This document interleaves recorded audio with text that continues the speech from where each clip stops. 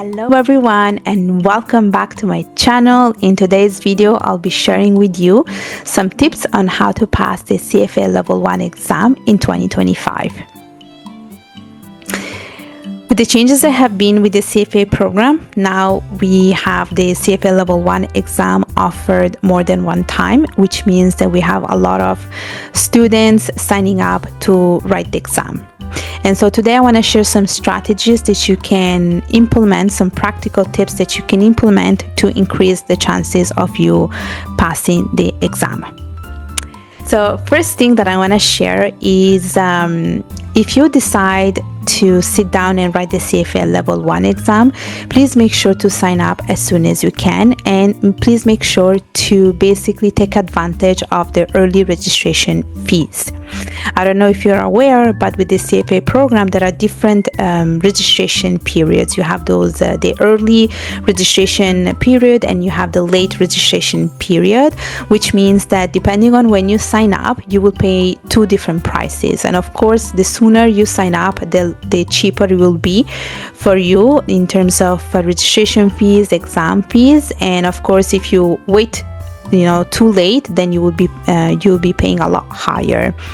And given the situation that we're living with the inflation, everything being too expensive, I highly recommend that you sign up as soon as you can and take advantage of the early registration fees.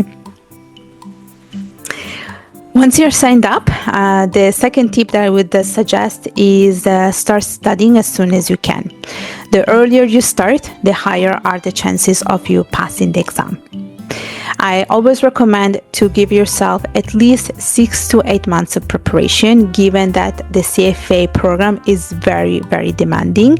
And I would also suggest that given that it's your first exam, is the CFA Level 1 is the first exam that you're writing, to give yourself really enough buffer time to really go over things that you don't understand, to revise, to practice a bit more, because this way, you will have less stress. You will be able to internalize better the materials. So I always suggest give yourself at least 6 to 8 months of preparation. And of course, this can be different depending on who you're speaking to. There are some people that are able to pass the exam just with 3 months of preparation, and there are those that need at least 8 months of preparation to pass the exam.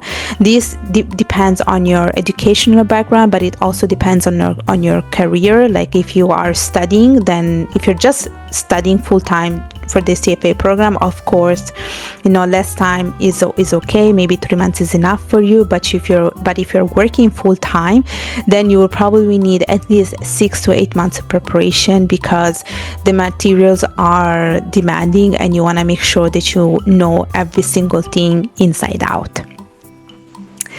The third tip that I have for you is basically to be consistent and disciplined with your preparation. I know this sounds very easy to do, but when it comes to applying it, it's very hard. And my suggestion is to use a Google Calendar to basically block the time on your calendar to basically put, let's say you want to study 3 hours a day, to basically put 3 hours, block those 3 hours every day, and to basically stick to that plan and sit down those hours. So let's say if you're working full time and you only have time to study in the evening, then block 7 to 10 every evening and sit down and go over the materials. And this is the only way that you will be accountable. You will make sure that you will be disciplined, like you will sit down and go over the materials, but that's really the only way that you will be able to stick to the plan. And I find that if you write it down on a Google Calendar, you typically tend to stick to that. Like you feel like you're accountable, you're responsible towards what you have put in the calendar. So you will sit down and just make sure that you're doing the work. So I would say I will highly recommend putting down the plan on a Google Calendar and sticking to that. And I highly recommend that you are studying a little bit every day. You might not have 5 hours available every day, but 3 hours is okay. And then on the weekend, when you have a bit more time, please like make sure to double the amount of time that you put towards studying. Like sometimes things can happen. Maybe you have to work overtime, maybe you have other plans, but I highly suggest that you study a little bit every day, maybe 3 to 4 hours, and then you put, let's say, 8 hours on a Saturday and another 8 hours on a Sunday. And yes, I might sound a bit harsh by saying 8 hours on a Sunday, 8 hours on a Saturday, but when you're studying for the CFA program, you are basically making a commitment, and it means making sacrifices. You probably have to say no to a lot of social activities, but it's an investment in yourself. It's an investment in your knowledge. It's an investment in your skills. So I highly recommend you, basically, if this is what you want to do, then I highly recommend that you really take this seriously. The fourth tip that I have for you is to make sure that you practice as much as you can. I know this is something that you probably heard over and over and over again, but this is very, very important. When it comes to the CFA program, it's very, very important to practice. And my suggestion would be to basically go over every single reading, every single definition, every single concept as fast as you can, and then go ahead and practice. Practice, it will really make you perfect. It will help you to see your weaknesses. It will help you to see where you have to work, where you have to improve. And with practicing, you will be able to see the type of question that you will be asked, the way the questions will be framed. Because I found myself sometimes knowing the definition, but then when I had a problem, I was not able to solve it.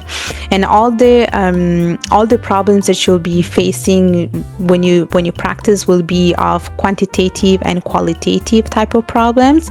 So please make sure to practice as much as you can, and practice in a space, like in a spaced manner, meaning that when you are practicing, let's say you start practicing right now in January, and you're practicing something from the topic of equity.